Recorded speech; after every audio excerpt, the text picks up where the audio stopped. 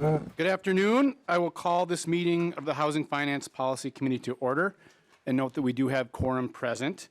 First order of business, Vice Chair Agbaje, if you had a chance to review the minutes. Yes, and I move the minutes, Mr. Chair. All those in favor of the minutes being approved, say aye. Aye. The motion prevails.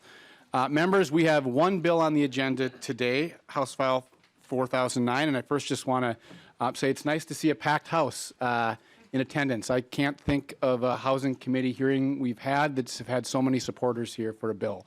And so because of that, I want to say at the outset, we have a lot of folks that have signed up to testify. We're going to spend about an hour on bill presentation and public testimony and try to reserve a half an hour for member questions and some amendments.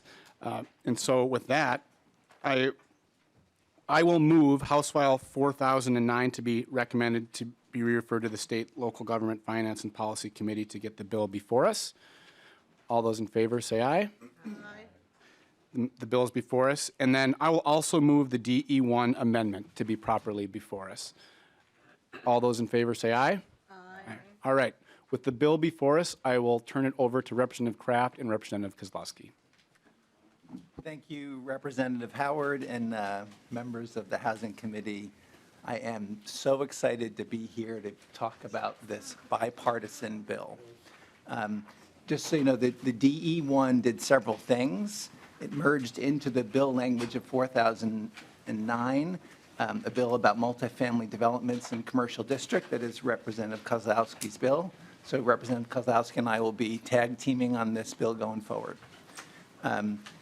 It also incorporates some changes that we've had from stakeholder input already.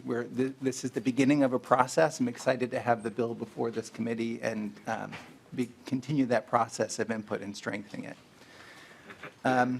So before I start, the portion of the bill that I'm going to be talking about a lot is the missing middle housing. And for a baseline, I thought I'd start by defining that so we're all on the same page. It's housing that's between single-family homes and mid-rise apartments, such as townhomes, duplexes, triplexes, cottage homes, courtyard clusters. Now, every Minnesotan belongs in a home that is safe and affordable. But this American dream is increasingly out of reach. Now, in every metro and regional center in the state, every one, the median income can't afford a median-priced single-family home. Just let that sink in. More than 600,000 Minnesotans are paying more than 30% of their income on housing costs. And Minnesota has one of the nation's worst racial home ownership gaps in the country. In my own community of St. Louis Park, I can't tell you how many times I've heard, I've lived here for 30 years, for 40 years, but I couldn't afford my house today. Or my kids can't afford to live here, or I work here and can't afford to live here. Decades of underinvestment and exclusionary housing policies have left our state with a housing crisis, a gap of more than 100,000 homes we need to build. So we need to build a lot more housing, but we need to build it in the right places, and we need to build it in the right way, or we'll make our climate change problem and our sprawl problem immensely worse. Our number one source of greenhouse gas emissions in Minnesota is transportation, and land use drives transportation emissions. We need, over time, to make it easier to live our lives without having to drive as much. Where we build homes and housing is key. By the way, side benefits will be cost savings, less time in traffic, less air pollution, and more times with our families and in our communities. Another side benefit is farmland.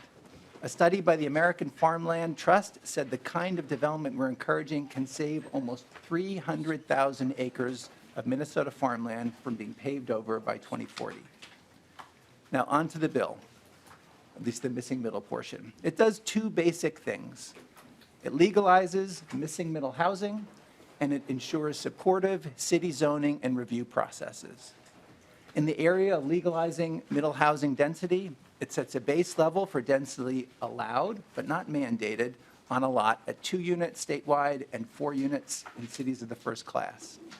It allows accessory dwelling units by right. And for cities with population in the bill right now over 5,000, it gives density bonuses if a lot is close to a major transit stop, if the builder commits to affordability, and if the housing built is net zero. If a city doesn't have a major transit stop, it needs to designate one commercial district to be treated similar to a major transit stop in terms of density bonuses. In terms of ensuring supportive zoning and city review processes, it puts some limitations on things like minimum lot size, setbacks, and other zoning items to ensure they don't get in the way of expanded housing options. It allows lot subdivision by right to make it easier for there to be ownership opportunities in the middle housing created. It limits aesthetic mandates to reduce costs. It streamlines city review processes with administrative design reviews and prevents costly off-street parking from being required close to a major transit stop and limits it to one spot per unit in other areas. Overall, it's about removing systemic impediments and setting up incentives so the result is right for housing and climate change, and so more Minnesotans can find homes and build wealth in the communities where they want to live, work, and raise a family. With that, I will turn it over to my co-lead here, Representative Kozlowski. Representative Kozlowski. Thank you, Chair and Representative Kraft. I'm proud to be here carrying the guaranteed right to affordable housing portion in commercial districts. And I wanted to start just walking back and walking through how we got to where we're at and a look ahead at where we're going. So today, our restrictive growth policies that we're seeing across the state and across the country are actually rooted in a deeply racist history with land use and exclusionary zoning practices that were established, enacted, and enforced by our government to exclude Black, Brown, and Indigenous residents, primarily Black Minnesotans, from communities. Today, these policies continue to perpetuate segregated communities and drive economic, education, health, employment inequities, and perpetuate the racial wealth gaps and home ownership. And here's the thing, I said it before and I'll say it again, that we know that we are people who are limitless as a collective, and we just keep rising, adapting, and innovating. And even still, as state and local governments seek solutions to these challenges and barriers that were forced upon us by the government, our current patchwork approach is hurting all Minnesotans and our economy, not just those it was intended to harm the most. Multifamily housing is a critical part of our state's diverse housing stock. However, where zoning attempts to prevent traditional impacts among neighbors like noise or traffic, it often does so in a discriminatory way, solving the problem by shifting the burden to other communities who have been marginalized and those who don't have as much political influence. It's why we often see multifamily, if permitted, relegated to a community's perimeter. Look at the maps in Minnesota, placing us at a distance from local amenities and services, segregating us from jobs and community members, effectively treating renters as second-class residents. And select cities and geographies should no longer be allowed in any corner of Minnesota to continue utilizing tools that were crafted as weapons with the explicit purpose of keeping some people out. Many communities have local policies that limit multifamily and the missing middle homes at a more affordable house price point. And this is actually a key driver of evictions, houselessness, and our housing shortage.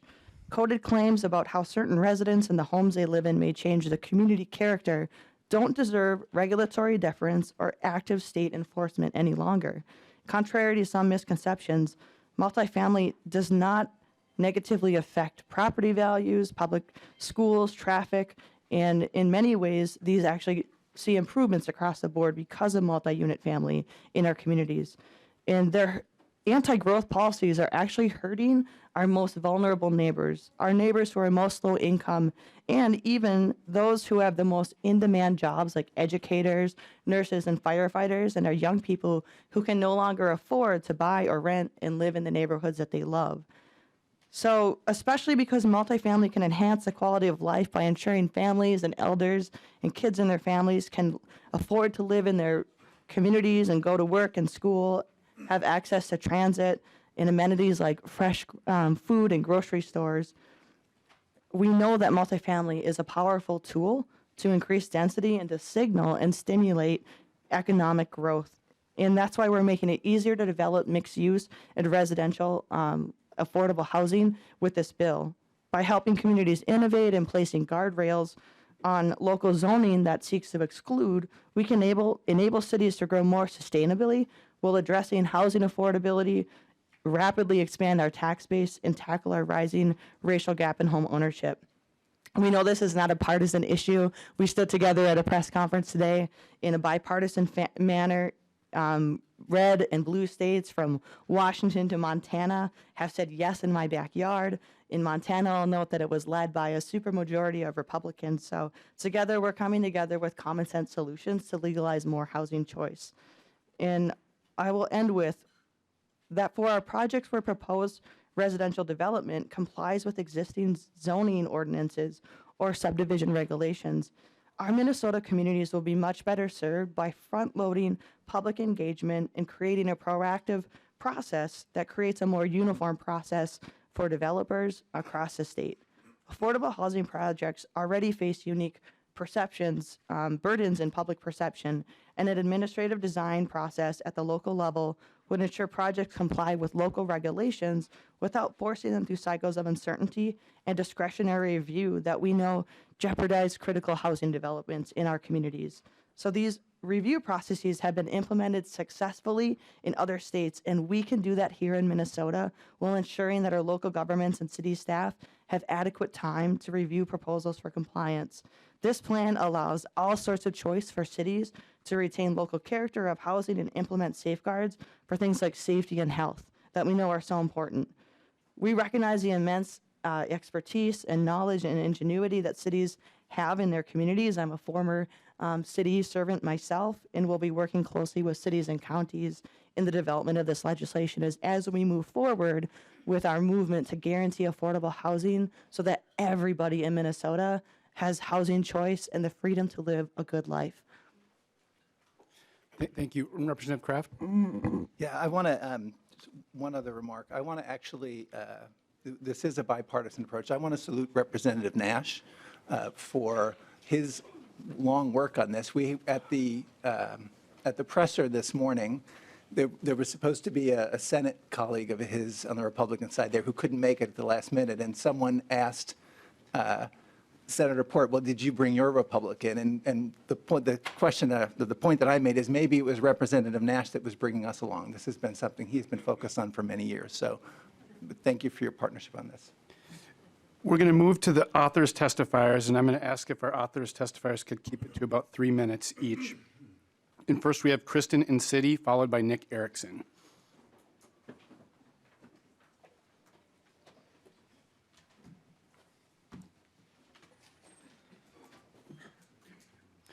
Welcome to the committee. Thank you. Thank you, Chair Howard, Vice Chair Agbaje, members of the committee, Representative Kraft, and Representative Kozlowski for your leadership in this work and for the invitation to join you today to discuss the Affordable Housing Supply Work Group and Habitat for Humanity of Minnesota's support of the Missing Middle Bill and the Make More Homes initiative. My name is Kristen Incity, and I'm the CEO of Habitat for Humanity of Minnesota. This past summer, Minnesota Housing Partnership and Habitat Minnesota convened a set of stakeholders to evaluate and consider land use reforms. Because while land use regulations play an important role in advancing health, safety, and community well-being, we have also seen how excessive zoning restrictions make it difficult to build affordable homes to meet local housing needs. Due to time, I won't be sharing slides or going through many details of the work we did, but you should have those slides available as part of today's materials, and a full report will be published soon. Based on the research and national peer conversations our stakeholder group had, we collectively call for statewide land use reform to address housing affordability and equity in Minnesota. As has been highlighted by others today, historically explicit racialized regulations such as redlining, racial covenants, and predatory lending practices prevented many from achieving homeownership, namely Black Americans and immigrants. These inequities are evident today in the form of staggering racial gaps in homeownership and wealth, with Minnesota having one of the largest racial gaps in the country. As this committee knows well, Minnesota is faced with severe housing shortage, and that is impacting affordability across the entire affordable housing continuum. In addition to contributing racial disparities, Minnesota's affordable housing shortages negatively impact economic opportunities in greater Minnesota. Increasing Minnesota's housing supply and diversifying the housing stock is imperative to expanding housing access and opportunity in Minnesota. To support the construction of more homes and creating a diverse housing stock that addresses the needs of communities across the entire continuum, Minnesota must make significant and sustained financial investments through direct appropriations and tax policies, and enable, incentivize, expedite, and increase the production of more homes, especially affordable homes, by enacting and enforcing statewide modernized land use and zoning laws. This includes expanding zoning to allow for construction of middle housing as defined in this bill, allowing multifamily housing by right is also included, and the density bonuses and other affordable housing supports noted in the full bill. Habitat Minnesota supports the efforts of both of these two bills to increase supply and the diversity of homes in our communities. Among other things, Habitat Minnesota specifically appreciates that this bill includes single-family homes in the definition of missing middle. Affordable starter homes are essential in having a strong middle class. It's key to creating thriving communities and ensuring household and workforce stability. As we continue this work, Habitat would like to see continued prioritization of racial equity. It will take intentional effort, racially aware policymaking, and more inclusive and equitable processes to design and pass policies that move us forward. We'd also like to see mechanisms to ensure that affordable homes produced through inclusionary zoning remain affordable long-term for subsequent households and home buyers, and that priority access to affordable units for families displaced or at risk of displacement is considered. In conclusion, zoning reforms that allow for diversity of housing types are necessary but not sufficient for ensuring that housing is accessible to people of color or even low-income households generally. Habitat Minnesota is committed to advocating for racially equitable land use policy. We are motivated by recognition of our collective responsibility and government's responsibility to undo the harmful effects of past and present land use policies that disadvantage Black, Indigenous, and people of color. We look forward to working with lawmakers to make sure the new homes created are affordable, accessible to low-income households, and that nonprofit homeownership providers are equitably able to build, repair, and preserve ownership opportunities. Housing is a continuum, and Habitat's mission is to create ownership and wealth-building opportunities. This bill expands housing choice and makes homes more affordable by allowing for more diverse housing types and accelerating review processes. Families cannot be ownership ready if they spend more than they can afford on rent or if they spend more on housing and transit costs because they cannot find rental housing in the communities where they work. Paired with Minnesota's historic investment in housing in 2023 and ongoing investments in home affordability, this is an opportunity to significantly increase the supply of housing. Thank you. Thank you. Next, we have Nick Ericson, and on deck, we have Cormasi Deward. Welcome to the committee. Thank you. Good afternoon, Mr. Chair, members of the committee. My name is Nick Ericson, Senior Director of Housing Policy for Housing First Minnesota. I have to tell you, I'm honored and privileged to sit here today with Representative Kraft and a large group of advocates here to say yes to more housing in Minnesota. This bill is one that employs proven strategies to end housing affordability challenges. And as we heard last week in this committee hearing, it's needed. Our housing ecosystem in Minnesota is in peril, and we can no longer rely on the status quo policies that got us here to solve this crisis. This bill before you today addresses Minnesota's housing challenges by legalizing more housing options, lifting affordability roadblocks, ending exclusionary zoning, and places people in charge of their own housing decisions. A recent study found that legalizing more housing options and reducing barriers to the construction of affordably priced housing increased housing inventory, it combated housing inflation, and reduced homelessness. This is not a story of some mythical city, but it's right here in Minnesota, in Minneapolis. We asked American Enterprise Institute's Housing Center to run some numbers on the proposal that we're hearing today. And what they found is that new infill housing in the Twin Cities would be available at about 380 to 390,000 median price point. Today, it's $550 to build a new single-family home here in the Twin Cities from a median price perspective. That price point reduction opens up homeownership opportunities to more than 2,000 Minnesotans who today are fighting over an undersupplied existing home market. For established communities, this bill will unleash new development opportunities that will deliver new units at lower prices. For our growing communities, this bill will create more flexibility and predictability, and most importantly, return needed missing middle housing to this market. Across Minnesota, this bill can increase housing affordability and access near job centers where it's needed most. And for those few visionary cities who have stepped up to meet the moment, this bill ensures that they alone do not bear the burden of solving our state's housing crisis. Now, this is one of several bills that will be before you this session that will help us solve our state's housing challenges. And I ask you at every step along the way, if it increases affordability and inventory, a vote yes is what's required. Do not add any new barriers this session. Finally, I'm asking you today to vote yes, because it's a vote to legalize needed new housing in Minnesota, and it ends exclusionary zoning. A vote yes opens homeownership opportunities to more Minnesotans, helping them to build generational wealth. And finally, a vote yes ensures your children and grandchildren have a future here in Minnesota. Thank you. Thank you. Next, we have Kormasi Deward.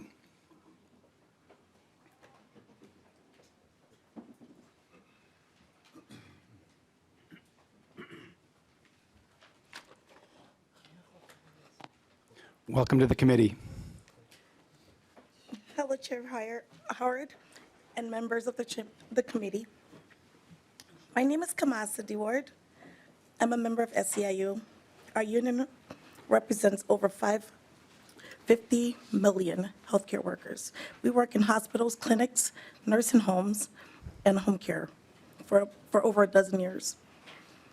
I've worked in long-term nursing home care, and also as a PCA. I know firsthand how hard it is to find affordable housing. I know how there's few options for people with less money. We need to build more. We need to build an abundant supply of housing so that everyone can find the kind of housing that it can afford. This bill will help build more homes for workers. A few years ago, I went through a crisis. I lived in Oakdale in a two-bedroom place, and I paid $1,500 a month. I mean, $1,050 a month.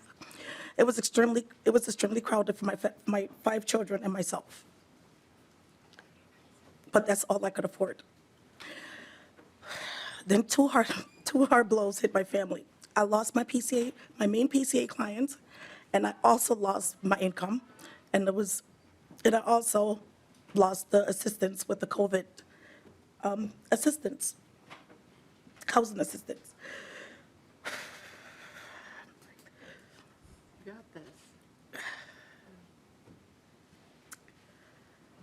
I tried to find other options, but there was nothing available for less than $1,500. The next few years was awful. I spent much of my time living in my Jeep with my 5 children. We would park overnight in various locations, and they would try to go to school as I go to work.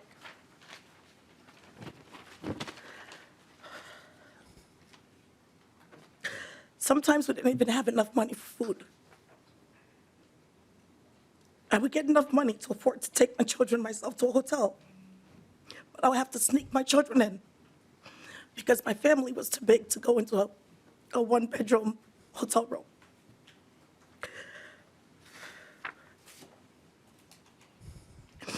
I would have to decide between feeding my children or spending money to run my Jeep. Eventually, I got some extra financial assistance from families, and I got a PCA job. So now we're actually living in a better place. The worst part was watching my children struggle through school. We didn't have stable housing, and I felt like a failure as a parent. This bill would make it legal to build more housing in Oakdale and in most cities.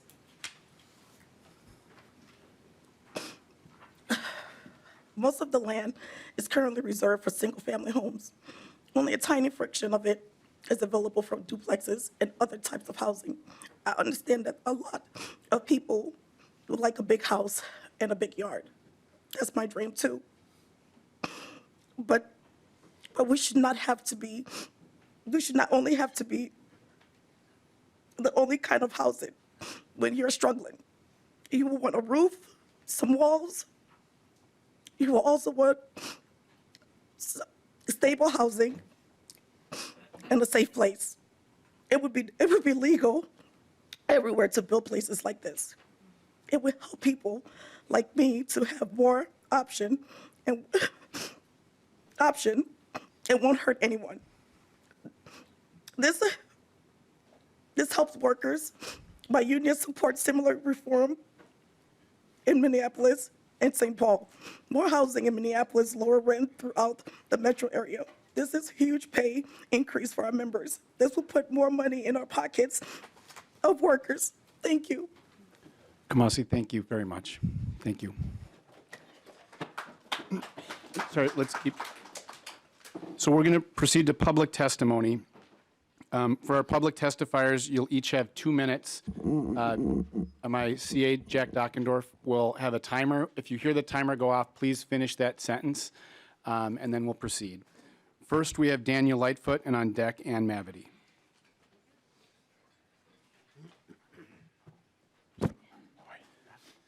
Welcome to the committee.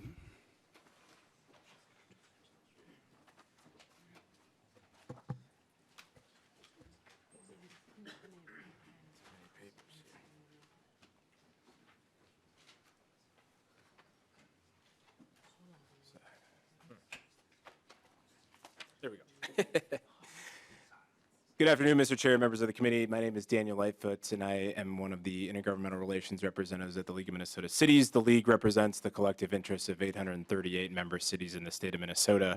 Thank you for the opportunity to testify today. Provisions in the bill broadly preempt city zoning and land use authorities, remove public input in the residential development process, and lack consideration generally for how cities utilize zoning and land use to ensure public safety, health, welfare, and finance and scale public infrastructure to support new housing density. Beyond the basic premise of stripping local control from decisions around residential development in individual communities, there are things that are functionally wrong with this bill currently and pose questions about how certain provisions contradict and how cities could continue to ensure public health, safety, and welfare of residents. Those specific things are outlined in a joint city letter in your packets. We have been in conversations with Chair Howard and the authors, Representative Kraft and Representative Kozlowski, as well as members of this committee. And we do appreciate that the DE amendment includes addresses several of the functional issues that we've pointed out. And we also appreciate the exception of cities below 5,000 in population from certain requirements in this bill. However, we do remain concerned that the bill creates an overly broad and rigid framework for something as hyper-local as zoning, while mandating density regardless of infrastructure capacity, with no mechanism for a city to pay for that or for a city to reasonably plan for increasing infrastructure capacity to support that new level of density. The prohibition of public hearings on most development projects, even for residents who are directly impacted by a new development, among other strict limitations and prohibitions, are concerning. That said, we do look forward to continuing conversations with this committee and the authors of the bill, and we appreciate the opportunity to testify today. With me are a few city officials as well who provide their perspectives. Thank you, Mr. Chair and members. Thank you. Next, we have Ann Mavity, and on deck, Bradley Peterson.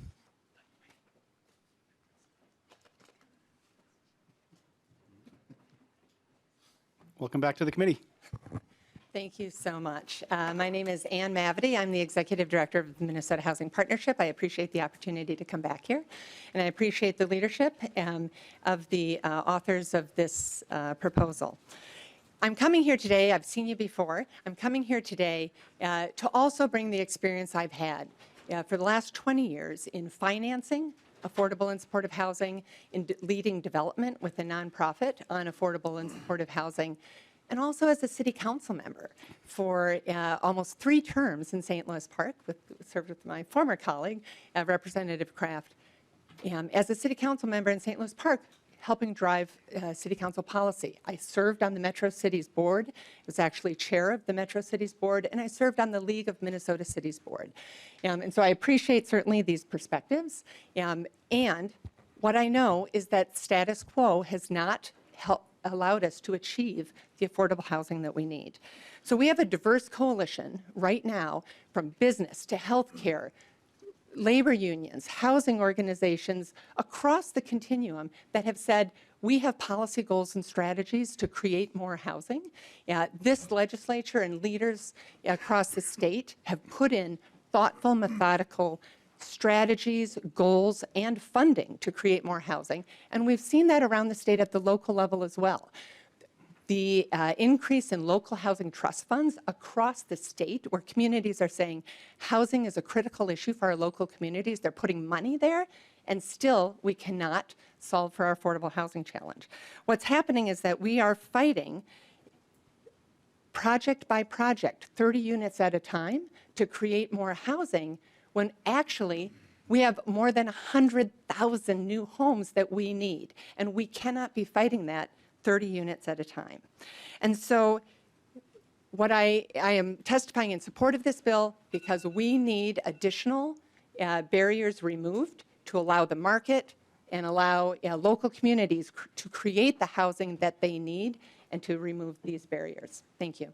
Thank you. Next, we have Bradley Peterson with the Coalition of Greater Minnesota Cities, and on deck is Steve Gottwald with the Central Minnesota Builders Association. Mr. Peterson, welcome to the committee.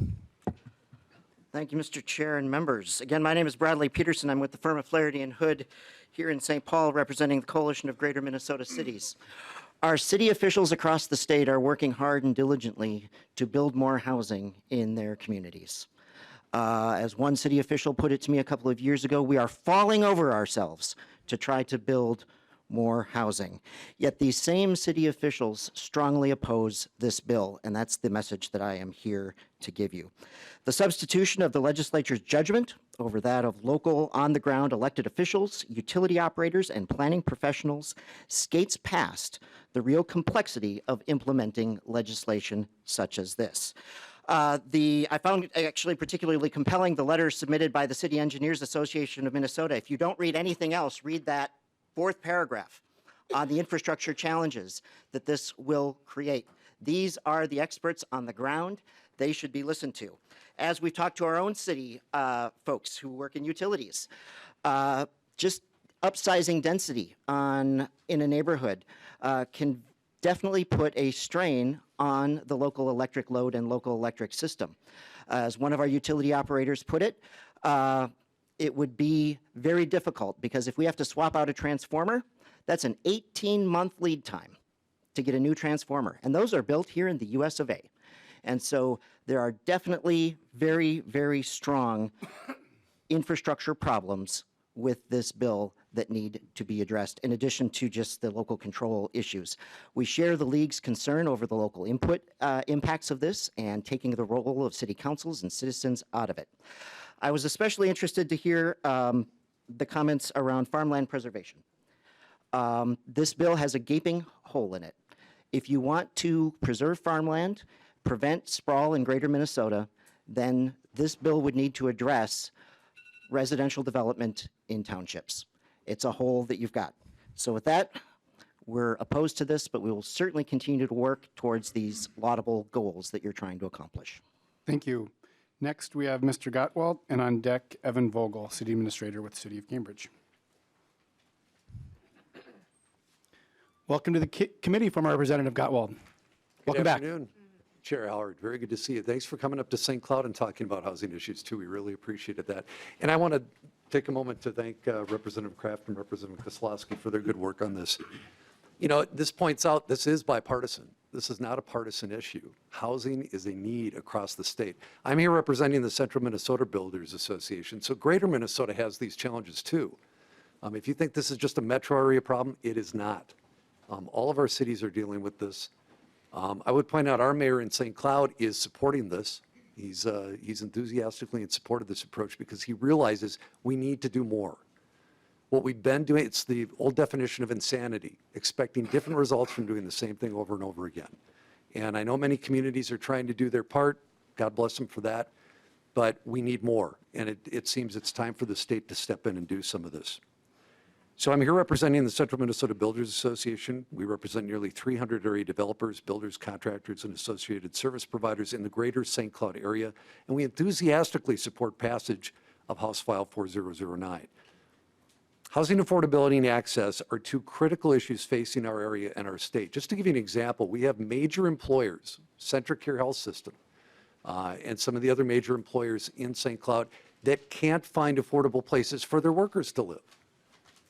This is a huge issue. So that's your healthcare system, that's your economic development, that's your tax base. And they've decided to come together. They're holding a meeting March 22nd with community leaders to talk about how do we put ourselves forward and start addressing this issue. This bill will help. It's very helpful. This bill, as has been mentioned, legalizes missing middle housing, new starter homes in Minnesota. We've mentioned we're 100,000 units of housing behind. Now, some of what was passed last year helps get at some of that, but because it's a growing problem, you know, we're plateauing. We're not solving the problem. The bill lifts barriers that hamper new housing by banning exclusionary policies, lifting unfunded mandates. That's huge. We've got to do something different. The bill adds to housing choices and strengthens property rights by allowing property owners, not the government, to select housing options and amenities. Again, the Central Minnesota Builders Association urges you to support this bill. Thank you. Thank you. Next, we have Evan Vogel with the City of Cambridge, and after that, Councilmember Ben Whalen. Welcome to the committee, Mr. Vogel. Thank you, Chair Howard. I'm going to have to try and talk fast. Good afternoon, Chair Howard and committee members. My name is Evan Vogel, and I'm the City Administrator for the City of Cambridge, a board member of the League of Minnesota Cities Board of Directors, and I'm also representing the Coalition of Greater Minnesota Cities. I think that we can all agree that a lack of affordable housing is an issue. Access to affordable housing and home ownership is a significant component of the social contract, the American dream. Cities are in a unique position to encourage the development of diverse housing options that are reflective of their community's needs and wants. House File 4009 is not the answer to address the affordable housing issue. It resorts to unprecedented zoning preemption instead of seeking to provide incentives, blanket mandates instead of allowing for local solutions. It forces communities to uniform standards and removes citizens' ability to appeal to their locally elected leaders to voice concerns and help shape their community. It does all of this without any inclusion of market restrictions that may actually lead to affordable housing solutions to the end user. I'd like to focus on two specific provisions within House File 4009 that are especially problematic.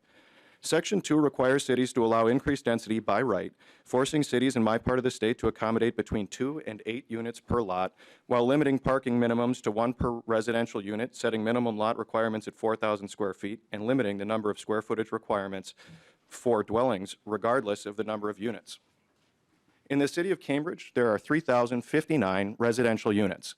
In just the last 5 years, the city has worked with several developers to explore smaller lots and provide tax increment financing for the creation of 525 apartment units that range from deeply affordable to workforce housing. Additionally, along with developer partners, the city has added or is in the process of adding hundreds of single-family housing units on lots smaller than those traditionally allowed by the zoning code. These solutions work because the City Council listened to the needs of their residents and responded with community-specific solutions. Development ought to be organically reflective of the needs and wants of the community rather than be driven by blanket state mandates. These projects were located in places with adequate infrastructure and made sense at the present time. That should not prescribe the action the city must take tomorrow. I urge members to oppose House File 4009 and any other attempts at broad preemption of municipal zoning authority. Thank you for allowing me this opportunity to testify. Thank you. Next, we have Councilmember Ben Whalen, and after that, Councilmember Aaron Berg from Cambridge. Welcome to the committee. Hello, and thank you for welcoming me. My name is Ben Whalen. I'm a city council member for the city of Richfield. I'm here today asking for your support of the missing middle housing bill. Richfield faces the same housing pressures as the rest of our state, rising costs and limited supply. When I first moved to Richfield, my wife and I wanted to rent a duplex, and there were only 2 available in the whole city of 35,000 people. These last couple of years, Richfield has changed our local zoning code to allow ADUs and duplexes across our whole city precisely to open up more housing options for our community. We've lowered parking requirements and minimum lot sizes to try and reduce housing costs. But one city cannot solve a regional housing crisis on our own. It takes the whole state working together. This year, we as a city are asking the legislature to change the zoning code statewide to allow duplexes by right. We also support resources and incentives for affordable housing, as well as climate-friendly housing, which are built into this precise bill.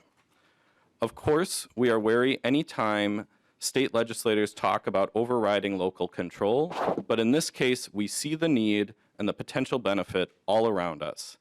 in our firefighter who bought an affordable townhome in Richfield so he could live in the community that he serves, in my neighbor whose duplex allows their adult son with a disability the right balance of independence and support, and in myself, several years ago looking for a new community home in an affordable way. Detractors may tell us to be afraid, but this bill is simply about opening up all our communities to anyone who would call them home, regardless of how much money they make or the makeup of their family. Thank you for working to make more homes possible throughout our state. I urge your support. Thank you. Next, we have Councilmember Aaron Berg, and on deck, Elliot Alom.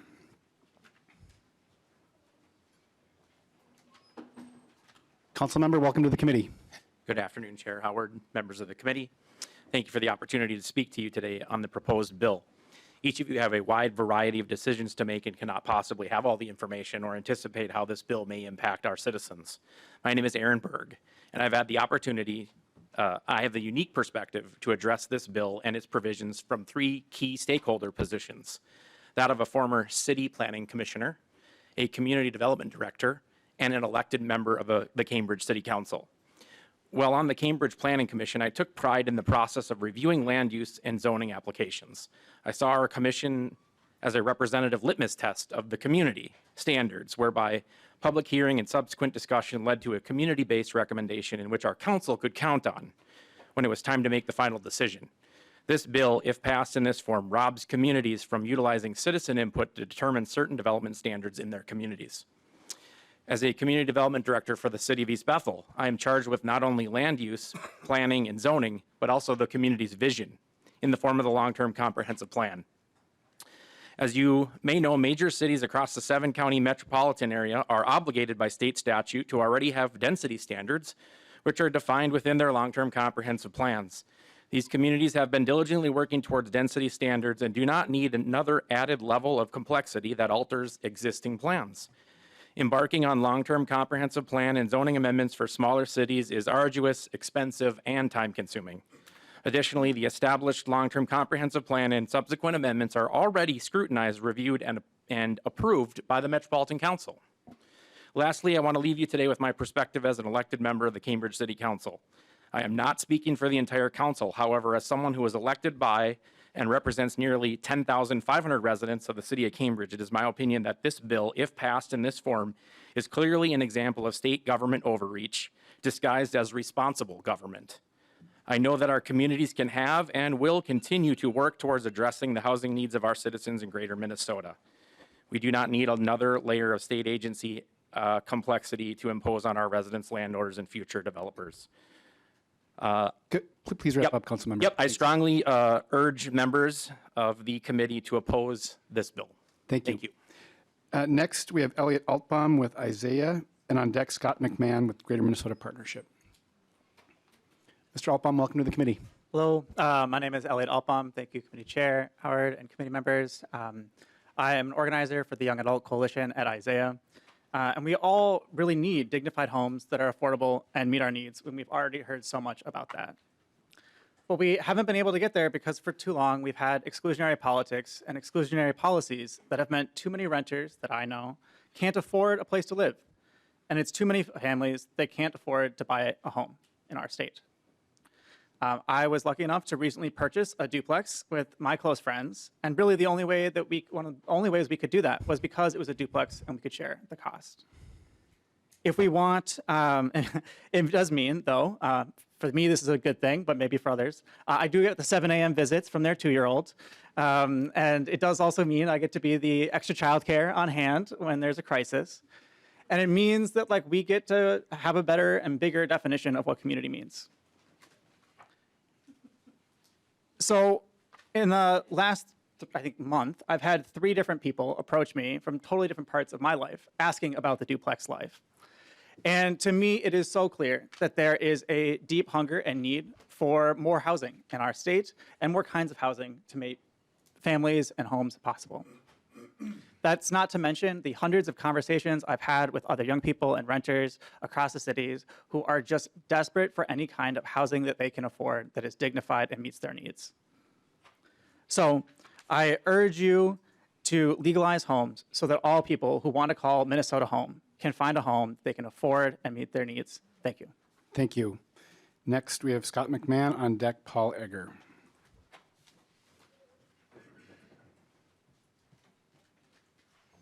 Welcome to the committee. Mr. Chair, members of the committee, thank you for this opportunity to testify on this bill. My name is Scott McMan with the Greater Minnesota Partnership. We share the goal of everyone in this room today. We need more housing in all corners of the state. But I come here today to remind the committee that the housing markets we face in Greater Minnesota are substantially different than the housing markets that exist in the Twin Cities, especially the suburbs. Our ask of this committee is that while you work on policies to promote the construction of new housing in the state, that you don't enact policies that have a net positive impact in one part of the state and a net negative impact in another. Unfortunately, as the bill stands today, this goal is not achieved. You have a handout in your package that describes the housing reality that we face in communities across Greater Minnesota. And it is summed up by this: the cost to produce a new unit of housing, not the market value of the property, but just the construction cost, is greater than what the property will appraise at once it's complete. Greater Minnesota is a classic example of market failure, and our market failure begins with the construction of public infrastructure. I recently met with one of our mayors in northern Minnesota who shared with me that they are working on building out new public infrastructure to support the potential development of some new, much-needed single-family housing. It will cost them $80,000 per lot to develop the infrastructure, and they expect to be able to sell to the developer for $17,000, a loss to that community of $63,000. This is where market failure begins and continues from there. Under this bill, the city will need to assume that a developer, by right, can build up to 4 housing units on a lot or up to 8 in a newly required commercial zone. As a result, the city will need to build infrastructure to support what the developer is allowed to build. This will increase the cost for housing in a community at a density level that simply will not materialize in Greater Minnesota. Under the provision beginning on 9/30, if an affordable housing unit is demolished, at least an equal number of affordable housing units must be built in order to have a market rate housing built. Right now, there are 30 homes for sale in Windham, Minnesota. 28 of those homes list for under $250,000 and 5 are listed for under $100,000. Windham does not need any new affordable housing. Windham needs new market rate, which they can't build that additional unit market rate without building a unit of housing that they do not need. Thank you. Paul Egger is next, and on deck is Julie Wishnik. Welcome to the committee. Thank you, Mr. Chair, members of the committee. My name is Paul Egger. I'm Senior Vice President of Governmental Affairs for the Minnesota Realtors Association. Thank you very much for the opportunity to testify today in support of Representative Kraft's House File 4009, the Missing Middle Housing Bill. At your first committee meeting last week, you heard several presentations, including one from me, providing you with a variety of data points that underscore the importance of the discussion today on Representative Kraft's bill. Simply put, we have low supply and high demand, and that's leading to rising housing prices. Many of the issues in House File 4009 have been subjects of research and discussion dating back years. In August of 2021, the Star Tribune ran an in-depth article titled "How Twin Cities Housing Rules Keep the Metro Segregated." Among the considerable amount of data presented in that article are the following. At least 73% of residential land in the Twin Cities is governed by local zoning ordinances that only allow single-family detached homes. More than 65% of the land where only single-family homes can be built require a minimum lot size of 1/4 acre or more. And about 10% of residential land in the Twin Cities allows for more modest cost housing, such as duplexes, triplexes, townhomes, or mobile homes, the missing middle housing. More recently, the Minneapolis Fed put out an article in August of this year on waning housing affordability, imperiling economic growth. They said, quote, "Better housing policies can unleash the private market to build more housing at all price levels." And, quote, "A housing agenda bigger than subsidy alone looks like addressing the overly restrictive land use policies, time-consuming development processes, and onerous regulations that can derail sound housing projects before they get underway. This bill addresses barriers to building more housing and would result in the construction of more housing and more types of housing by the private sector to help meet current and future demand. This is a complex bill, and we look forward to gaining a better understanding of all provisions, such as the affordable housing replacement provision, as the bill and the discussion progresses. Thank you, Mr. Chair, for the time today, and thank you to the authors and to the supporters of this legislation. As the bill moves forward, we're happy to work with you. Thank you. Thank you. Next, we have Julie Wishnak, and on deck, Bradley Shapey. Welcome to the committee. Thank you, Chair, excuse me, and members of the committee. My name is Julie Wishnik. I'm the Community Development Director for the City of Minnetonka. I am testifying in behalf of the League of Minnesota Cities, the Metro Cities, and the Municipal Legislative Commission. And they all represent the collective interests of cities across the state, including our own. I want to thank you for the opportunity to testify about this bill. I do believe the bill is well-intentioned. I don't think anybody here thinks that we don't have a housing crisis in Minnesota. We absolutely do. However, there are some provisions in the bill that broadly preempt the city's zoning and land use authorities, and frankly, remove public input into the residential development process. The lack of consideration about how cities utilize zoning and land use to ensure public health, safety, and welfare, and also how we finance and scale public infrastructure projects to support that new density. The bill in requiring cities to accept 2 to 10 units per lot by right, regardless of the lot size, and depending on the city and certain conditions, hinders cities like Minnetonka the ability to do their robust planning work. I think that it's nuanced, and we have to be responsive to local conditions to accommodate the new density and scale of infrastructure needed to support that density. We've been doing that for years. We've been doing comprehensive planning and taking that community input while we do that planning work. We also appreciate the exception language in subdivision 17. We're a city that leads on environmental protection, and so we are very concerned about the lack of geography or infrastructure capacity considerations. Because of those considerations, how we plan for density and ensuring that adequate infrastructure support, it's concerning that the legislation is actually silent to how the controlling comprehensive plan density allowances are addressed. Minnetonka has been a leader on density. We appreciate the work of the committee. We would be happy to collaborate and have future discussions. Thank you very much, Chair. Thank you. Next, we have Bradley Shapey, and on deck, Sarah Larson. Welcome to the committee. Thank you for having me, Chair and committee. My name is Bradley Shapey, and I'm a real estate attorney. I'm not a lobbyist here today speaking on myself as an individual. I'm a former Minnetonka City Council member. Say hello to my colleague, or former colleague who just presented. I offer a different perspective, which is I do agree with the comment before that we have systemic impediments. A word I often used in City Council was friction. There is so much friction into the process for anything other than a single-family home, including Minnetonka.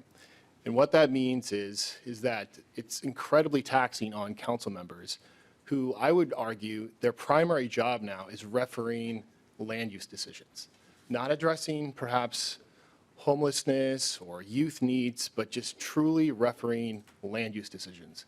And that, I would say, is the primary reason I did not run for re-election last year, is I frankly, with my life and my kids and my business, I don't have time. I can't do the job of having what you see with applicants where they do.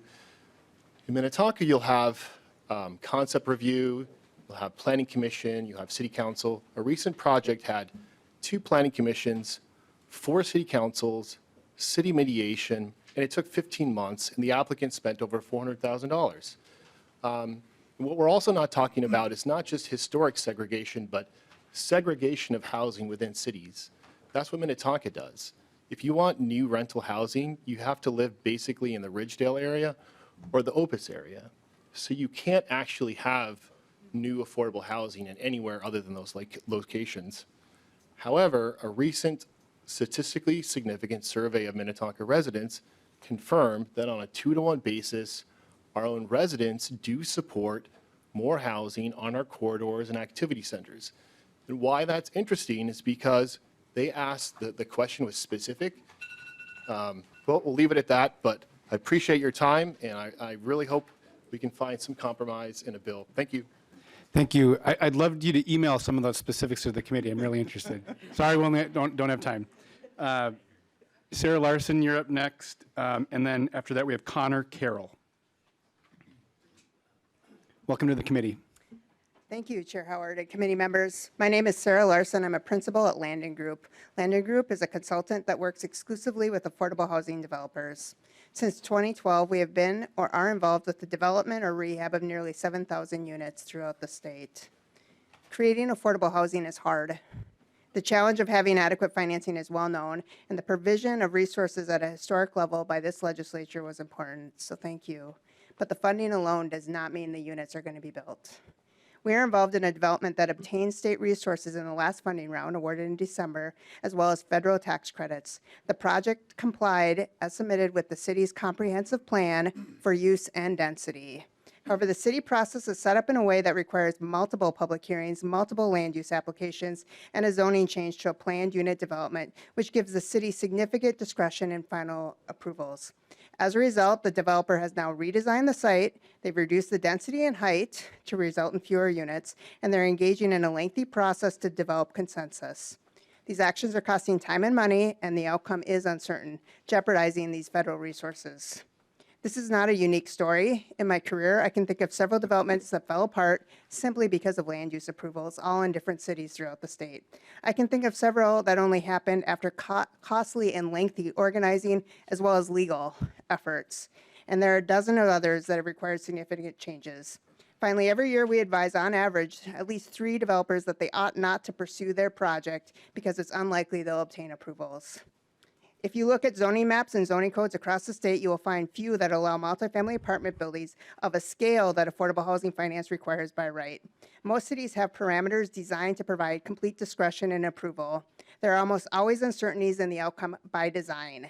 The appetite for affordable housing in different communities is uneven, so it's no surprise that land use approvals are uneven as well. The proposed legislation will not shut out the local government. It will ensure there's a chance to build affordable housing everywhere because it's needed everywhere. Thank you. Next, we have Connor Carroll, and after that, Anna Morrison.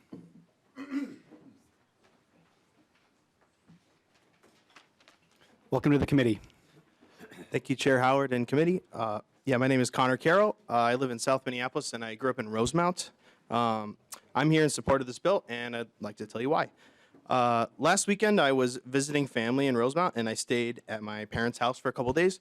I had been reading a bit about this bill a few days before, and as I was walking and driving around town that weekend, I noticed there are mostly 2 kinds of places where people are living in Rosemount.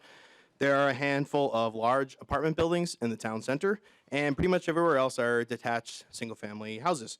I've been a renter in Minneapolis now for about 8 years, so it was kind of jarring not to see the duplexes and triplexes, small 2-story apartment buildings like the one that I live in currently and see all over the place. I got curious and started looking online at rental prices in Rosemount. 1-bedroom apartments in the town center range from about $1,600 to $2,300 a month, and renting a house costs anywhere from $2,000 to $4,000 a month. Contrast this with Minneapolis, where it's pretty easy to find 1- and 2-bedroom apartments in duplexes, fourplexes, et cetera, from $900 to $1,500 a month. In the current state, I think there are probably people and families in Rosemount who are reluctantly leaving the community because it's hard to find the right combination of space and price, and I don't want my family and friends who live in Rosemount to have to make that choice. By making it easier to build middle housing in more places, suburbs like Rosemount could give people more affordable options than they have today, allowing them to find housing that's right for their unique needs within their budget and in the town or city where they're from. Thank you. Thank you. Next, we have Anna Morrison, and on deck, Andrea Reel. Welcome to the committee. Thank you, Chair Howard and members of the committee. I slipped onto the list with my maiden name, so I'll introduce myself correctly. I'm Anna Nelson. I'm here with Neighbors for More Neighbors and testifying in support of this bill. My husband grew up in Leer near Mankato, and he talks a lot about his childhood of riding bikes everywhere. He rode bikes to his friends' houses, to school, and regularly to the store to buy treats. When it came time to find our own home, that's the kind of walkable neighborhood that we wanted to live in. One where our kids could have a little more freedom, where we could maybe walk around the corner to get a coffee or to the grocery store. One that maybe, if we're lucky, had a pharmacy, had a school, had jobs that were in that same walkable community. However, we live in the Twin Cities, and we realized pretty quickly that that type of walkable neighborhood is really hard to find. It's also very sought after and very expensive. And talking to many other people, the number of my friends said, yeah, I'd love that too, but cost or lack of options ended up meaning they were living in a more car-dependent life. We're lucky. We found our home. I actually live in a missing middle development, a series of row houses. I share walls on either side of my neighbors, which actually appeals to me for environmental reasons. We are using a lot less energy, and so are my neighbors, by having shared walls. I often run into those neighbors on foot at the playground or one of the many local businesses around the corner. When you have so many people living close together and close to businesses, it's really easy for local businesses to make it. They've got a built-in crowd of customers right around the corner. And it's really easy to end up going there all the time when it's that convenient. Same goes for transit. When you have a lot of people living close together along bus lines, it's a lot more sustainable to run those buses more often. And you are more likely to try hopping on a bus if it comes every 10 minutes than once an hour. I just want this for everyone in Minnesota. Thank you. Next, we have Andrea Reel, and on deck, Britt Unbakti.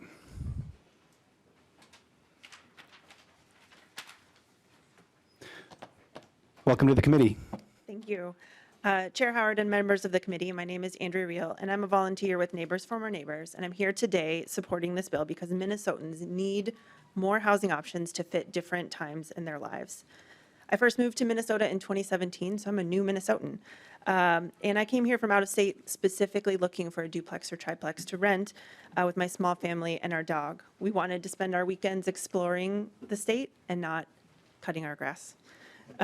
We found a great place, but it took me nearly 4 months to find that place. We settled in and have found a lot to love about Minnesota. We again entered the housing market in 2022 when our landlord decided to sell the duplex.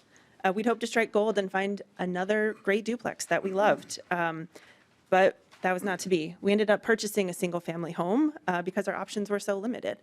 And while we love our home, I think often about how limited those choices were and how much yard work I still have to do.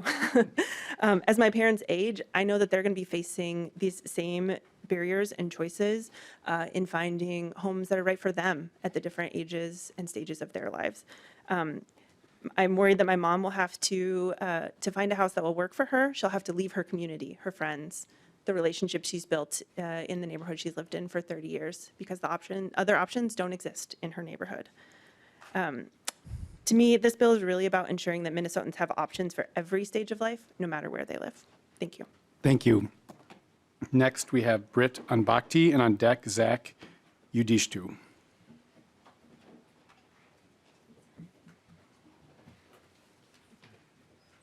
Welcome to the committee. Thank you. Hello, Chair Howard and members of the committee. My name is Britt Unbacht. I use they, them pronouns. I'm a policy volunteer with Neighbors for Neighbors. I'm testifying today in support of Representative Kraft's missing middle housing bill because Minnesotans need more homes of all kinds. Around the time that the Fair Housing Act was passed in 1968, many cities changed their zoning codes to exclude housing types that were common at the time, like duplexes and other small apartments that we've been talking about today. This had the effect of segregating communities and excluding brown, black, white, and indigenous people who could not afford or were denied a mortgage on a single-family home. The home shortage we are now living in is the direct result of the seeds of inequity that cities planted by making multiple homes on one lot illegal. The good news is that we don't have to continue these mistakes from the past. 5+ years of effort by the city of Minneapolis and by neighbors who live here have created good outcomes here. According to Pew Research, the recent changes in Minneapolis to allow more homes in more places has kept our rent increases to just 1% over the last 5 years during the largest inflationary time period in my lifetime. The average across Minnesota was 14%, and the national average increase in rent over the same period is 31%. More homes means lower housing costs. More homes means an increase in tax bases for cities. And more homes means more construction workers can have a full-time job. Representative Kraft's bill will level the playing field so that all cities have to allow at least 2 homes on a lot and will help all Minnesotans to find a home that works for them. Thank you. Up next, we have Zach Udishtu, and then our last testifier is Katie Nicholson. Welcome to the committee. Thank you. Hello, Chair Howard. I'm Zach Udishtu, and I'm the Housing Advocacy Coordinator for Sustain St. Paul. We're an organization that champions abundant housing, low-carbon transportation, and sustainable land use. And I'm here today to voice our support on this bill to allow more housing types across Minnesota. One of the many reasons we're supporting this bill is to increase economic opportunity for more Minnesotans. Many of my peers and neighbors have struggled to afford housing near the areas where they need to work and live. As a result, they're forced to endure long commutes, to buy a house, or to overcrowd in small units just so they can make rent. Even worse, these challenges can altogether prevent people from working good jobs or accessing opportunities. This affects all kinds of people in my community: teachers, college students, service workers, and many more. By allowing more affordable types of housing in more places, from affordable starter single-family homes to duplexes and ADUs, to other apartments near transit and in commercial areas, we can give our neighbors more flexibility and access to live in the neighborhoods that make sense for them. That's why I'm excited to be supporting this bill. Thank you. Thank you. And last but not least, Katie Nicholson.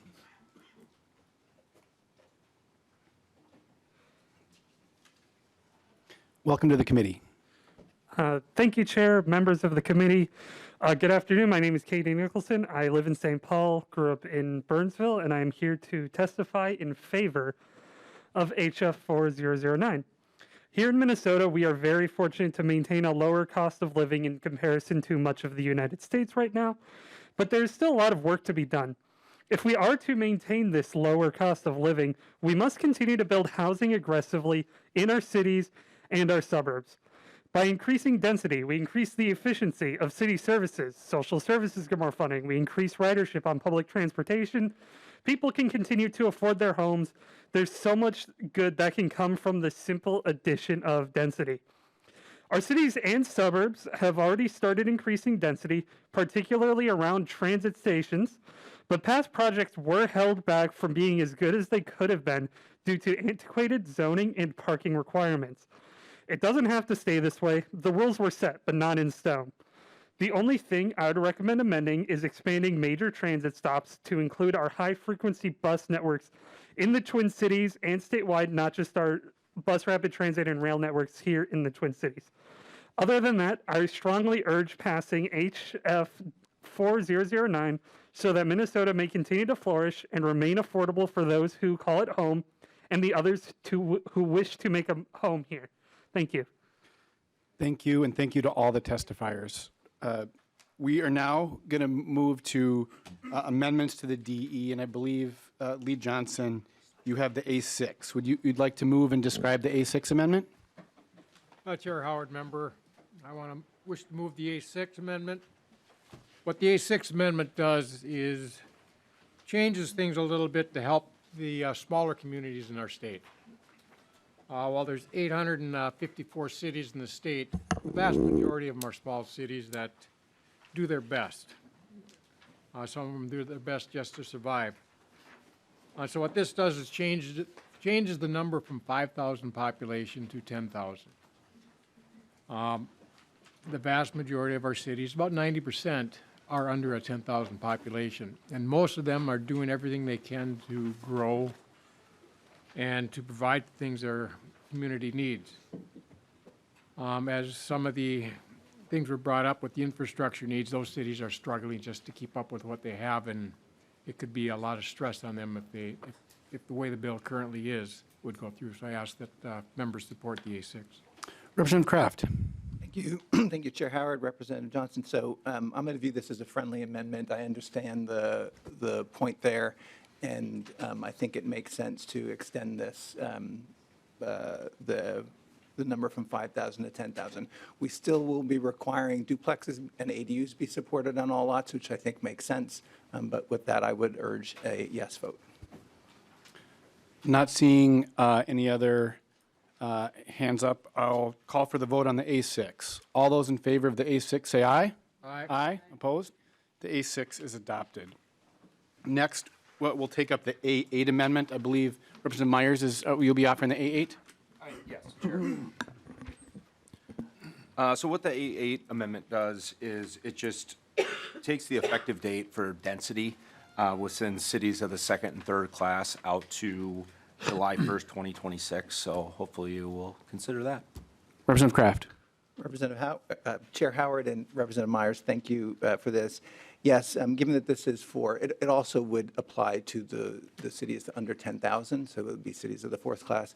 So given that they're smaller, may not have the same amount of resources, I think we should accept this. So I'd urge a yes vote. Not seeing anyone else. I'll just move for the vote on the A8. All those in favor say aye. Aye. Opposed? The A8 is adopted. Next, we have the A9. I believe that's Lee Johnson again. Chair Howard, members, the A9 is very similar to the A6 that was passed. This bill still needs some work, and it's some things to think about. So as it moves forward, I hope we can work on this some more and make this bill better to address some of the concerns that some of the cities have. So, but I am going to withdraw the amendment. The A9 has been withdrawn. Next, the A10 amendment. Representative Myers, will you be offering the A10? Yes, thank you, Chair. Representative Kraft, I first just want to say thank you for, having a phone call with me this weekend. You always make yourself available. And that was really important because, I got a lot of feedback over the weekend. And I'm offering the A10 amendment, which was brought to the concern of, a district like mine that has 11 small cities and, other cities around the state. So what this does is that it would exempt cities of the fourth class from this proposal. And the reason I'm bringing this is, I was a former city council member in my district. I was a planning chair. My district and probably a lot of districts have challenges with infrastructure. We have pretty much every one of my cities, I think other one, have issues with water, sewer. And this is going to, I believe, increase those demands for infrastructure. And it's something I want to be very mindful of. There's also concerns regarding stormwater management in and around Lake Minnetonka. I think we heard some as far as public safety. We also have access to water issues out where we're at. And then, a lot of my streets are very narrow. If you drive around there, the streets aren't curb and gutter like a lot of the suburbs that you see. They're very narrow streets. I have elected leaders. I have members of my community that have reached out and have recently either done comp plan amendments, they've updated their comp plans, and they're feeling the frustration that this is overreach because they've held a lot of public hearings. They've spent a lot of money on this to address certain things that they think that they need to address. And I think this is putting those small cities that have less capacity in a tougher situation. So I'm asking you to be able to support this amendment. Representative Kraft. Chair Howard, Representative Myers, thank you for the amendment. And I understand what is behind it, and I'm very willing to continue to speak on this. But it's a pretty complex amendment. There's lots of things happening in it that I think some might go at odds with the purpose of this bill. So at this point, I'm going to ask for a no vote on the amendment, but I'm willing to continue to talk to you about some of the things behind it. Representative Myers. Thank you, Chair. And I appreciate that, and I hope we can have more conversations. I do appreciate the movement from when we even spoke. I don't know if it was Saturday or Sunday. My kids were screaming too loud when we were talking.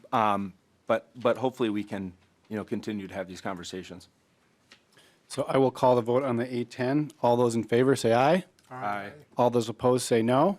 No. The amendment is not adopted.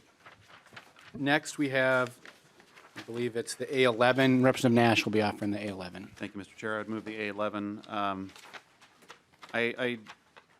I was speaking to the League of Minnesota Cities lobbyist about the voice of neighbors being able to have a public hearing, and I think there's a lot of value in that, and we've spoken about this. I think that there is a place for us to, as we move this bill forward, to figure out how to allow for those things. As somebody who has fought for a long time to give the voice of the public a venue and an author on this bill. I think that there's got to be some way that we can figure that out moving forward, because the voice of your neighbor is one that you want to listen to. So I'm hoping that we can figure that out. I'm confident we have the ability. So knowing that, I'm going to withdraw that so we don't put it to a vote. But I just want to make sure that we understand that this bill is not in its final format. We have a ways to go, and that we can address many of the concerns while doing something that is very, very important to fix the housing problem for our state. So with that, I would withdraw the A11. The A11 has been withdrawn. That is all our amendments. So we have before us the amended DE1, and we do have time for some member comments, and I'll go to Representative Nash. Thank you, Mr. Chair. I shared this story today at the press conference, and I just wanted to give the folks in the room here an opportunity to hear it as well, because I think it's important. Over Christmas, I was down in Texas, and I had the opportunity after, I think it was 2 or maybe 3 in the morning, I was surfing in Instagram, and I saw an advertisement for a housing development that had a very unique product that we don't have here in the state of Minnesota. It's about 1,058 square feet slab-on-grade home, and there are some in that same development that are a little bit bigger. And I was really intrigued because, as you know, I'm one of the housing nerds. I think we're nerds. housing aficionados. But I wanted to see what is it that they're doing that we're not, that can bring some of these houses into the market and become a solution for home ownership and a reality for people who want to live in their first home. So I got an appointment, and I went out there and I met their salesperson and their VP of sales for the Texas region, set it all up, and it was great. But because I'm annoyed by being late, I was very early, and I'm sitting in the model home, and I'm listening to the person who is selling the model sell to a woman that was there. And it's not a big home. It's 1,058 square feet, so you can hear everything. But the lady is talking to the salesperson, and she was going back and forth between tears and joy and excitement, because she said, I've been renting my whole life, and I'm wasting my money on rental because I'm never going to have any appreciation equity. I'm never going to have any generational wealth to pass on to my kids. But because this house has become available and we're building these homes in the state of Texas, she can now be a business owner and a homeowner and provide for her kids. And she says, you know, I am a business owner. I clean houses for a living. Now, I don't know what you charge to clean a house, because we do that ourselves in our house, but I don't think you're making a lot. But here's a woman who has children, and she is now able to build or to buy a home for the first time ever. And yeah, I think it was great. She was between tears and joy and was overwhelmed by the prospect of this. But then I thought to myself, as I'm driving away, well, we don't do that in Minnesota, and we should. We should do that. And I don't think that a lot of the things that we've heard as pushback are going to be as doom and gloomish as possible. But I do think that there's room to change the bill to make sure that we're addressing some of those things. But I wanted to share that thing with this group because it was moving. And for those of you that don't remember, I do have a heart, so I am moved every now and then. But it was compelling because here's a woman who cleans houses, and she's buying a house. And if I would have been able to buy her a bottle of champagne, I would have bought her a bottle of champagne to celebrate with her. There's a lot of things that we're doing in this bill. One of the principal pieces of language that I'm addressing that I brought to the equation is the aesthetic mandate. Aesthetic mandates add cost to the price of a home. And as you've heard me say before, and you're probably all tired of me saying, but I'll say it again, for every $1,000 you add to the price of a home, you're pricing 4,000 people out of the market. That's a big ratio. $1,000 increase, 4,000 people removed from the potential pool of buyers. We can fix that. Because if we let the market, and this is a very free market bill, this is a property rights bill. In doing what we're trying to get done here, we are going to make it so that, and I don't think we're going to do 1,050 feet slab on grade here in Minnesota because we have building codes that we have to address. But if we can build a version of that house, think of the people who can buy their first home. My kids, your kids, our friends, our neighbors who are moving for the first time, they can buy a little plot of land that they can make their own, and in a couple of years they've built some wealth and they can begin moving that along the way. That's a great thing. That is the American dream. And we can fix the concerns and the impossibility of that here in the state of Minnesota by working together on this bill. So I am the number 3 author on this, and I'm pleased to be that. And I want to thank Representative Dotseth for being on the bill with me as well. There will be more. This is a good bill. It's not the last version, but please work on it with us because we're giving people an opportunity to own their own home. Thank you, Mr. Chair. Thank you, Representative Nash. Members, we have 5 members on the list, and we can go a little bit long. I do think it's important to give members a chance to speak, but just if you can keep it brief so we can get to everybody and let our authors finish up. And we'll go to Representative Hassan. Thank you, Mr. Chair. Thank you to the authors of the bill. This is one of the best conversations in housing that I've had, and I've been in housing for 6 years, you guys.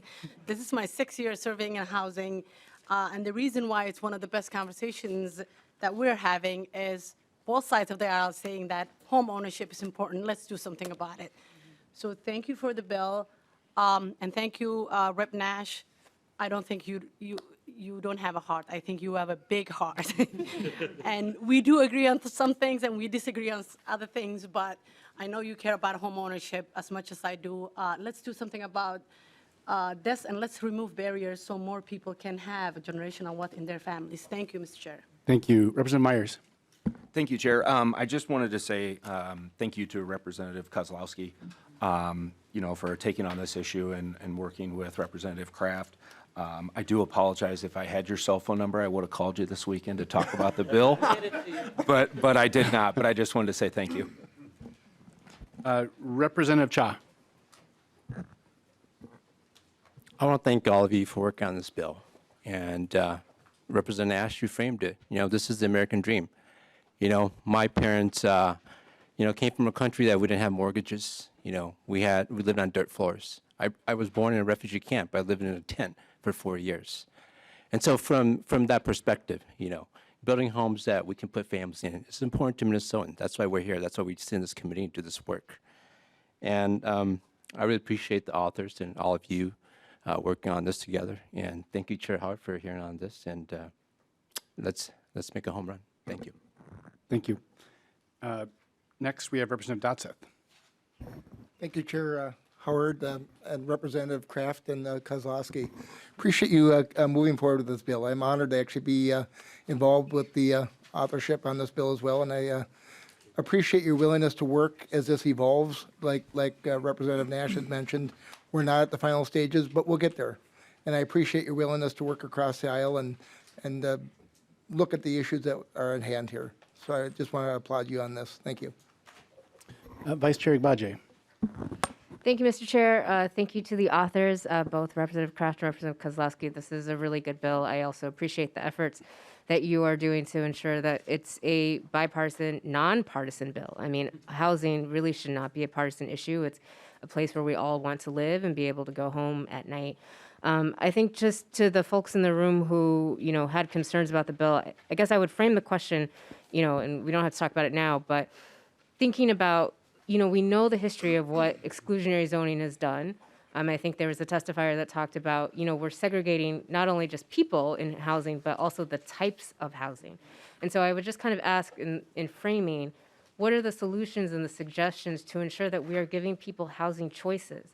Whether it's a multi-generational family that wants to live with the grandparents, or it's a larger family that has multiple kids or aunts and uncles, and they all want to be in the same roof, or opportunities for multifamily home ownership, which we know can also be a pathway to generational wealth building. I think kind of, yes, single-family home, white picket fence is kind of the myopic American dream, but at the same time, we know that families in America come in all different shapes and sizes, and we need to ensure that they have housing that also meets their various shapes and sizes, and I think this bill is on the path to doing that, and I look forward to seeing what the final outcome is across with input from members on both sides of the aisle. So thank you. Lee Johnson. Chair Howard, Representative Kraft, Representative Kowalski, thank you for the work on this. It's getting there. It's getting close to where it needs to be, but there's still a little more work to be done. I want to thank you for listening to everybody, not just one side, but both sides of the aisle here, and trying to get do what's right. Right now, Minnesota is roughly $110,000 homes short of their stock. And what that has caused, because of the shortage, it's driven up the cost to buy a house to the point where most people can't afford them anymore. And also with the inflation and the higher interest rates, that hasn't helped either. It hasn't helped the renting situation in most areas, because when inflation is high, one of the most things that get hit the hardest is rent. Unfortunately, but it sounds like in Minneapolis, they're not having that issue because they are sitting with only about 70% capacity, where other areas are just 90 to 100% already. But there's other issues that are causing that we won't discuss here. I also want to thank the cities, like the city of Cambridge, that's done things to try to help. Unfortunately, we have cities that are not. I hate putting the hammer down on cities that are trying to work, but sometimes you have to, because of the ones that don't want to do the work to get things done. We have an issue where we do not have the bookends. Which is part of the middle. But we have the $350,000 to $800,000 homes out there, $400,000 to $800,000 homes, where most people can't afford them, especially as they're beginning. We don't have the starter homes. We have rental, but when you rent, money goes to somebody else. But when you own a home, you're building equity. And that equity is how you can get your generational wealth. So I wish this bill dealt more with building starter homes, which, by the way, are also the ending home, the other end of the bookend. Because that's, once you become empty nesters, you want to downsize, but there's no homes to purchase to downsize. That opens up those larger family homes.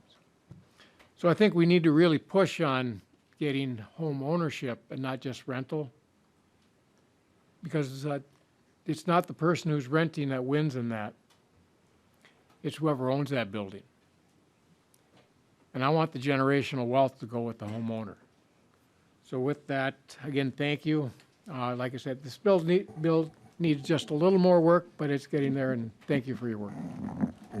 And I'll just make a couple quick comments before turning it back to our bill authors. And just I want to say some thank yous. Thank you to Representative Kraft and Representative Kozlowski for leading on this work and putting all kinds of effort into bringing this group of stakeholders together. And I want to thank the broad coalition, unique coalition of folks that are working on these issues. In my time in the legislature, I haven't seen a coalition like this that includes business, housing advocates, climate, environmental advocates, labor, workers, families, the AARP and seniors. This is really an impressive coalition coalescing around these issues. And thank you to those groups for all of your work. And thank you to our members that have worked in partnership to bring this proposal forward. And I also want to thank our cities that were here today to share their perspectives. We really value the perspectives, the ingenuity, what our cities bring to this discussion. We really are in this together. Cities and states, our whole state has an interest in these issues, and I really appreciate the ongoing dialogue that we need and the innovation that's happening. More than 1 million Minnesotans are already living in cities where a city has taken some kind of action like we're talking about here in this bill. And so there's a lot of in this that comes from our cities. And so I just value that partnership and know that it will continue. You know, as members have said, this isn't the end of the conversation, but it's a pretty big first step on such an important issue for all of us. And I'll turn it over to our lead authors on the bill for final comments before a vote. Thank you, Chair Howard. I'm going to go first here as we roll out of the bill presentation. Just want to say thank you so much for this conversation, for coming across all different sides and all different lines to really tackle this solvable housing crisis before us. You know, as I was listening, I was really struck by somebody who said, the good news is that humans design these systems and that we can redesign them. As somebody who came to this work from the city as a community relations officer who deeply values community input and process, what we're seeing across communities and has been talked about here is that folks who don't have the political influence, who have been disadvantaged, are being boxed out for their right to be able to have access to affordable, secure, stable housing. And as one of our testifiers said, I want this for every Minnesotan. And I think that all of us in this room can legitimately say that we want that for each other too. So I also want to just thank, you know, that this came apart from that broad swath of coalition partners of labor, Gus, Metro, to Greater Minnesota, to really tackle these solvable issues, whether it's infrastructure and making those investments, wages, which are not keeping pace with rent and inflation. That the reality is we have 100,000 plus unit deficit in Minnesota. We have the silver tsunami coming, folks who want to downsize and live in communities that are walkable and livable. And so this recommendation that came out of that work to have guaranteed right in commercial districts and density bonuses that takes care of housing affordability, but also our biggest climate challenges that are facing us. With previous opposition to this type of work that has come before, with land use and zoning proposals here at the Capitol and at the legislature, have cited a lack of assurance that the bills would result in affordable homes. And I just wanted to say that, well, one, this bill does not mandate any middle housing or any commercial affordable housing multi-unit in commercial district. The market will determine that, though we know that the supply and the demand is there. But first, allowing more housing of every kind makes housing more affordable for everybody and stabilizes rents. And second, this bill incentivizes the creation of affordable multifamily homes and puts an end to processes that kill affordable housing developments because they were designed for and by existing residents to keep others out, especially our low-income Black and Brown and Indigenous folks. So again, this bill does not ban single-family homes. I think we also need to continue to have the conversation that what is a home, and duplexes, triplexes for many folks across our communities, those are homes and those do build generational wealth. And sometimes because rent is coming in, are actually easier to access loans and to get into them. That this does not mandate the construction of any multifamily home or apartment building. It is just expanding the legally available options throughout the state. So I will just end by saying that all Minnesotans across race, place, age, and ability and beyond deserve the freedom to find a home, to rent or buy in our community that they love. And the time for action is now. And let's keep working together to make this happen. Thank you, Representative. Representative Kraft, you get the final word. Thank you, Chair Howard, members of the committee. So there's a lot of thank yous have gone around. I'm not going to repeat those. I agree with what everyone said. But there's one person that hasn't yet been thanked, and that is Chair Howard. I came to him months ago saying I have a lot of interest in this, and he's been incredibly helpful in steering and helping to really build this coalition. So this doesn't happen without his efforts. This bill, the time for it has come. It is now. I really appreciate the comments, the suggestions, the concerns that folks have, the committee process where we get to mark it up and go through that.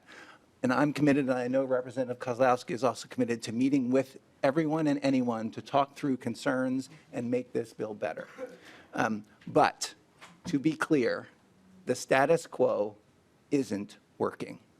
This project by project approach isn't working. right? We need to do something different. Now, I come very recently from a city council background, and I generally am someone that really favors local control. But the thing about this is a statewide issue, right? And so cities making decisions, maybe intentionally, maybe unintentionally, don't have the frame of reference that we need on this issue. Requires state action. So, and the other thing I also appreciate, Ben Whalen said, one city can't solve the problem on its own. Very true. So I'd like to just close by reminding the committee that this bill is about removing systemic impediments and setting up incentives so the result is right for housing and climate change, and so more Minnesotans can find homes and build wealth in the communities where they want to live, work, and raise a family. Please vote yes. Thank you, Representative Kraft. And we have two motions. First, we need to vote to adopt the DE1 as amended. So first, I'll call that vote. All those in favor of the DE1 as amended, say aye. Aye. Opposed? The DE1 is adopted. And then I will renew my motion that House File 4009 as amended be recommended to be referred to the State and Local Government Finance and Policy Committee. All in favor, say aye. Aye. Opposed, say no. The motion prevails, and the bill is on its way. Thank you, members. Thank you to the public. With that, the meeting, we are adjourned.